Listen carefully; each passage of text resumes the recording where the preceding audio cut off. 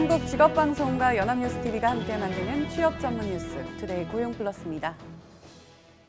우리나라 30대 그룹의 여성 임원 비율이 처음으로 3% 벽을 뚫었습니다. 2년 연속 꾸준히 늘고는 있지만 기업별로 여성 임원이 1명 이상인 곳은 30%에 그쳤습니다. 여성의 직장 내 승진을 막는 보이지 않는 벽, 이른바 유리천장은 여전하다는 지적이 나옵니다. 이동훈 기자입니다. 지난해 30대 그룹들의 여성 임원 수는 274명이었습니다. 2년째 꾸준히 증가해 처음으로 전체 임원 중 여성 비율이 3%를 넘었습니다. 여성 임원이 1명도 없는 그룹은 NH농협, KTNG 등 7곳이었고 그룹 내 계열사별로 여성 임원이 1명 이상인 곳은 10곳 중 3곳꼴에 그쳤습니다. 지난해 20대 후반 여성의 고용률은 처음으로 남성을 앞질렀지만 30대 초반에선 큰 차이로 뒤처집니다. 출산과 양육 문제 때문에 고용 안정성이 떨어지는 겁니다. 여성 직장인들은 유리천장이 조성될 수밖에 없는 우리 사회의 구조를 탓합니다. 진급은 생각도 못하고 상사들의 눈치랑 압박 때문에 경제 활동을 하고는 싶은데 전문가들은 불평등의 문제를 넘어 여성의 경제 활동 참여는 우리나라 경제 성장을 도울 수 있다고 강조합니다. 전문적인 여성 임원들의 숫자가 크게 부족한 것은 전체적인 경제의 생산성을 떨어뜨릴 뿐만 아니라 기업의 경쟁력에도 저해 요인으로 작동할 수 있다고 생각되고요. 따라서 여성들이 주요 의사결정자로 성장할 수 있는 유연한 근무 환경을 정착시키는 게 급선무라는 게 전문가들의 지적입니다. 연합뉴스TV 이동훈입니다. 정부가 일자리 창출 방안의 하나로 청년 소셜벤처를 적극적으로 키우기로 했는데요. 소셜벤처가 어떤 기업인지, 정책의 효과는 있을지 정인용 기자가 알아봤습니다. 경제적 가치 창출은 물론 사회적 가치도 동시에 추구하는 스타트업. 국내 500여 개가 넘는 것으로 추정되는 소셜벤처입니다. 지난해 10월 문재인 대통령이 직접 설명을 듣기도 했던 마리몬드가 대표적입니다. 위안부 할머니들의 작품을 모티브로 제품을 만드는 기업으로 제품 수익 일부를 위안부 할머니들을 위한 역사관 건립과 할머니들 복지를 위해 사용합니다.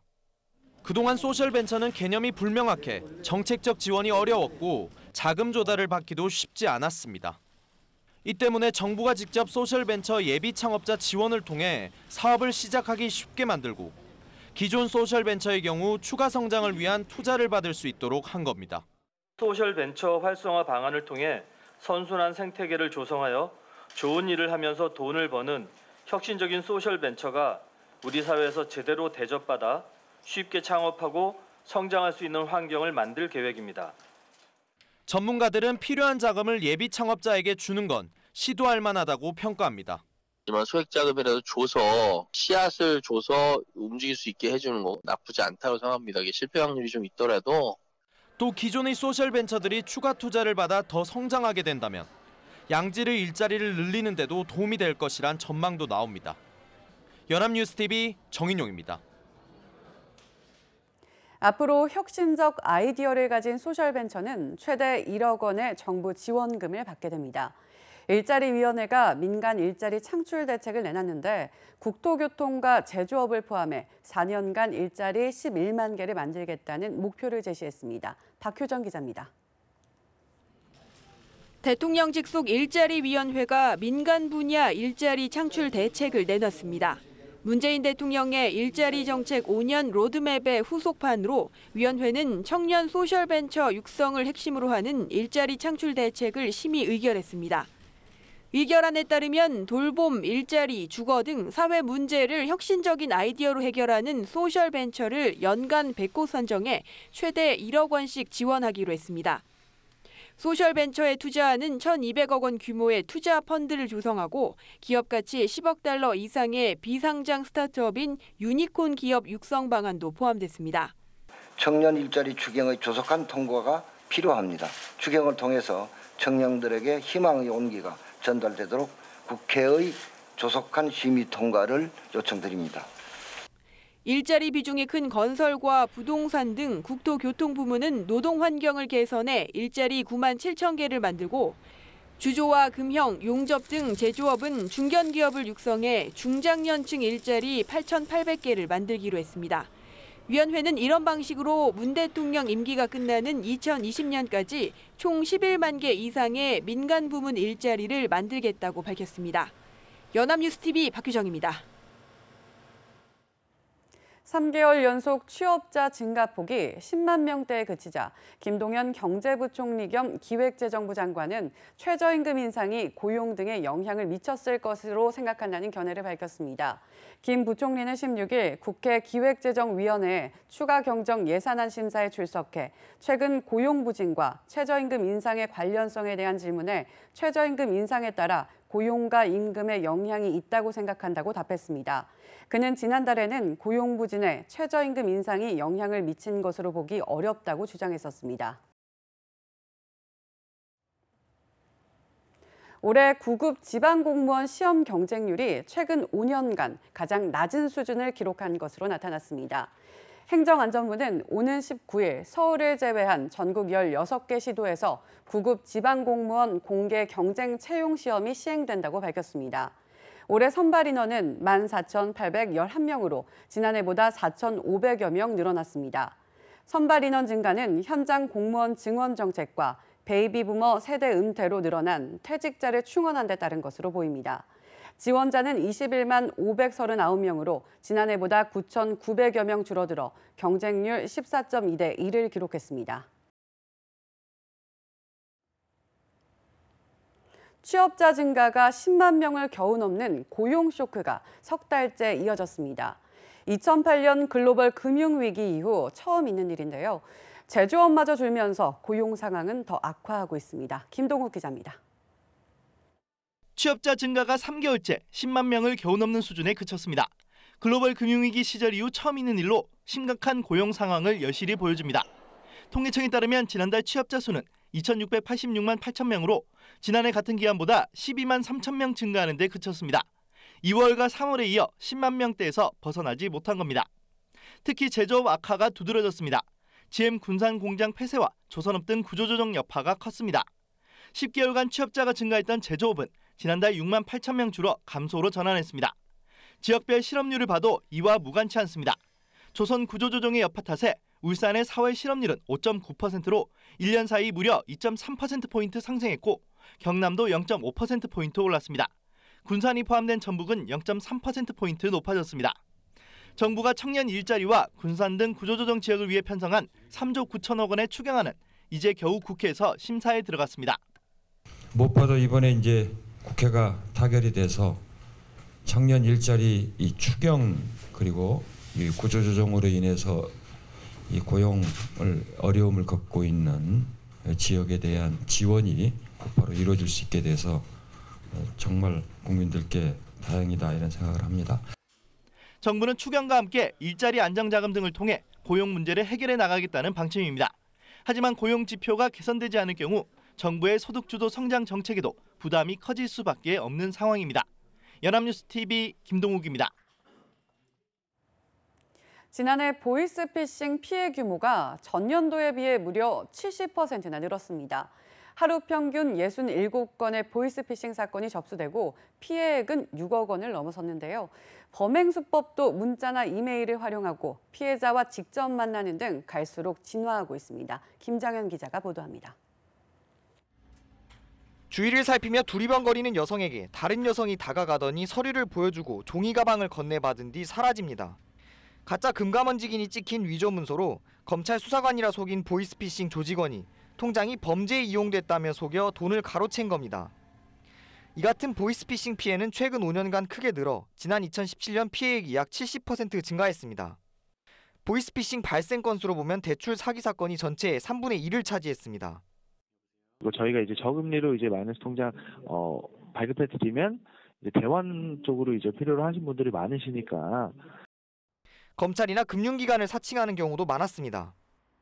금감원에서 세무대행팀을 배정받아온 거니까요. 보이스피싱의 주된 피해 대상이 60대 이상의 여성일 거라는 막연한 편견 때문에 다른 연령층이 오히려 무방비로 당하는 사례가 많은 것으로 나타났습니다. 실제 대출 사기 수법으로 인한 피해는 60대 이상이 아니라 40, 50대 남성에게 집중적으로 발생했고 금융기관을 사칭하는 사기는 20, 30대 여성의 피해가 많았습니다. 전화나 문자, 이메일 등으로 금융거래를 유도하는 경우 일단 보이스피싱을 의심하고 1332 등 신고 전화로 상담을 받아야 한다고 당부하는 경찰은 관계기관과 협조를 통해 단속을 강화할 방침입니다. 연합뉴스TV 김장현입니다. 2022학년도 대입제도 개편을 위한 공론화 일정이 나왔습니다. 개편 방향을 결정지을 열쇠는 앞으로 모집할 400인의 시민 참여단이 쥐게 될 것으로 전망됩니다. 강은나래 기자입니다. 국가교육회의가 현재 중학교 3학년 학생들부터 적용될 대입제도 개편 권고안을 마련하기 위한 공론화 계획을 발표했습니다. 국가교육회의사나 대입제도 개편 특별위원회와 공론화위원회는 각각 공론화 범위와 의제를 결정합니다. 특히 공론화위는 학생, 학부모, 전문가 등과 함께 구체적인 개편 시나리오를 선정해 다음 달부터 공론화에 나섭니다. 현재 진행 중인 권역별 대국민 토론회에 더해 TV토론과 온라인 창구를 통해 의견을 구체적으로 모으게 됩니다. 입시 당사자인 학생들을 대상으로는 별도의 토론회가 마련됩니다. 이때 구성될 시민참여단은 개편 방향을 결정짓는 데 주요 역할을 할 전망입니다. 선거권이 있는 19세 이상 국민을 모집단으로 지역, 성, 나이 등을 고려해 400여 명을 선발합니다. 오리엔테이션과 자료학습, 종합토론에 더해 앞서 취합된 각종 의견을 토대로 체계적인 수기 과정을 거친 뒤 설문조사 방식으로 결론을 내게 됩니다. 전문가, 이해관계자, 일반 국민에게 공평한 참여 기회를 부여하고 관련 자료를 제공하거나 규칙 등을 정함에 있어서도 엄정하게 중립성을 지키겠습니다. 공론화위가 시민참여단의 설문 결과를 8월 말까지 대입특위에 제출하면 대입특위는 개편 권고안을 마련하고 국가교육회의가 이를 심의해 2022학년도 대입제도 개편 권고안을 교육부에 전달할 예정입니다. 연합뉴스TV 강은나래입니다. 의사협회가 또 문재인 케어 반대 장외 투쟁에 나섭니다. 야당과 문재인 케어 원점 재검토 서약서까지 쓴 의협은 국민들을 위한 반대라고 하는데 정작 다른 의료단체와 시민단체들은 모두 찬성하거나 의협의 비판적인 입장입니다. 김지수 기자입니다. 4월 상복부 초음파 건강보험 적용을 시작으로 구체화하고 있는 문재인 케어. 하지만 정부와 의사협회는 건강보험 수가나 적용 범위를 놓고 이견을 전혀 좁히지 못하고 있습니다. 자신들의 의사가 관철되지 않자 의협이 다시 장외 투쟁에 나섭니다. 지난해 12월 집회 뒤 5달 만입니다. 5월 20일 날 전국의사 총궐기를 통해서 문재인 케어 저지와 중환자 생명권 확보를 주장하는 것은 그 누리던 어떤 경제적 이득보다 더 큰 경제적 누리를 위해서 이번에 5월 20일 날 집회를 하는 것이 아닙니다. 하지만 전반적 상황은 의협에 유리하지 않습니다. 한의사협회와 치과의사협회, 약사회 모두 문재인 케어 찬성을 표명했고 반대하는 곳은 의협뿐입니다. 여기에 의협의 장외투쟁 소식이 전해지자 보건의료산업노동조합과 시민단체들도 비판에 가세했습니다. 밥그릇을 지키기 위해 의료 보장성 강화 정책의 본질을 왜곡하지 말란 겁니다.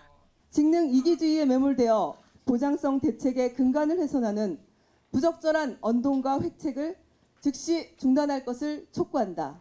의협은 건보 보장성 강화 반대가 아니라 재정이 허용하는 범위에서 점진적으로 하자는 것이라며 시민단체의 지적을 명예훼손이라고 주장했습니다.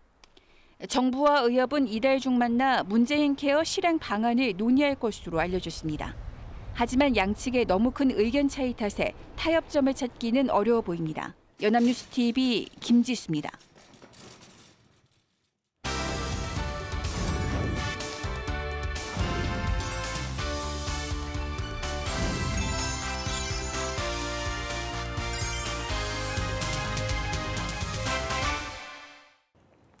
대한민국 50만 구직자의 일자리 현황을 데이터로 풀어봅니다. 투데이 데이터 뉴스 시간, 안치홍 아나운서 안녕하세요.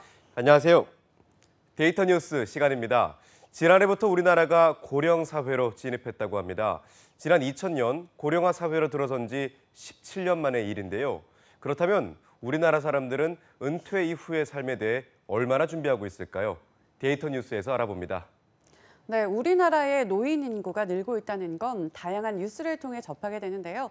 그런데 고령화 사회와 고령 사회의 차이점은 무엇인가요? 네, 고령 사회와 고령화 사회는 유엔에서 정한 기준을 따르고 있는데요.